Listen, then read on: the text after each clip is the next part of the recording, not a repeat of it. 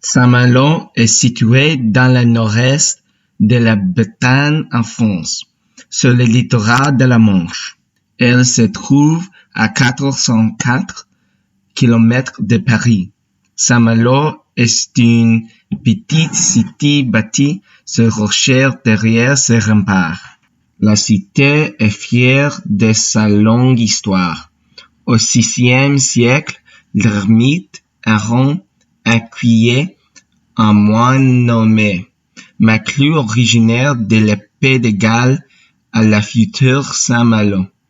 Saint Maclus s'installe sur les rochers qui prendra le nom des rochers de Saint-Malo en 541.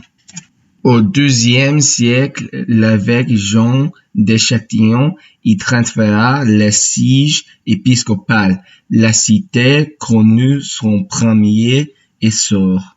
En 1534, commandé par le roi François Ier, Jacques Cartier quitte Saint-Malo, se dirigeant vers l'ouest, à la recherche d'un passage vers l'Asie.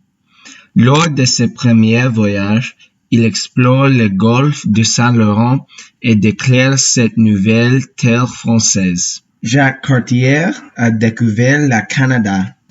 Saint-Malo est appelée la cité corsaire car au XVIe et XVIIe siècle, elle fut un port corsaire actif. Elle était spécialisée dans la guerre de corps contre les navires anglais et hollandais qui naviguaient en Manche. Contrairement aux pirates, les corsaires étaient autorisés par le roi à attaquer les navires ennemis en temps de guerre. Les plus célèbres d'entre eux ont été de l'ère Moulin, comme René du Guesclin ou encore Robert Soucouf. Pendant la Seconde Guerre mondiale, Saint-Malo et ses alentours sont fortifiés par les Allemands. Lors de la libération de la ville en août 1994, les points de résistance allemands sont bombardés par les Américains dans les cités intramuros. Ils pensent à Turku se trouve une importante garnison. Ces bombardements et les incendies qu'ils déclenchent détruisent 80% de la ville.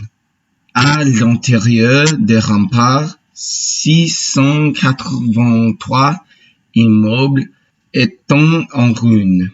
Un violent incendie ravage la cathédrale Saint-Vincent de Saint-Malo, d'où renaître de ses cendres. Aujourd'hui, Saint-Malo est un important centre touristique estival, également port de commerce, de pêche et de plaisance. Il y a beaucoup de sites intéressants dans la cité comme la cathédrale Saint-Vincent, musée Jacques Cartier et mémorial 39-45e.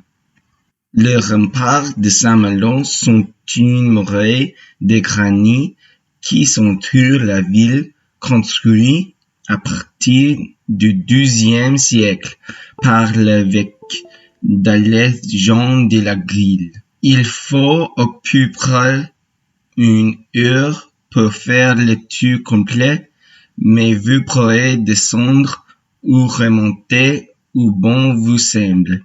Saint-Malo est une cité étonnante, des rues pavées étroites, des vieilles maisons en pierre, des magnifiques panoramas sur la plage, les ports et les forts. Saint-Malo est incontestablement une destination culinaire. Entre les fruits de mer, les poissons, les légumes et les viandes, le Saint-Malo offre un vivier exceptionnel de cuisines locaux. Certaines de ces spécialités sont connues dans le monde entier, telles que les crêpes au froment ou à salsa, le caramel au bureau salé, le phare breton, le kunama, le Sablé breton. J'ai entendu parler de Saint-Malo dans un livre intitulé Toute la lumière que nous ne pouvons voir. Ce roman, qui a remporté le prix Pulitzer 2015, se déroule à Saint-Malo. Pendant la Seconde Guerre mondiale, Marie-Laure, jeune aveugle, se réfugie à Saint-Malo avec son père. En Allemagne, le jeune René, orphelin, se retrouve enrôlé dans l'armée.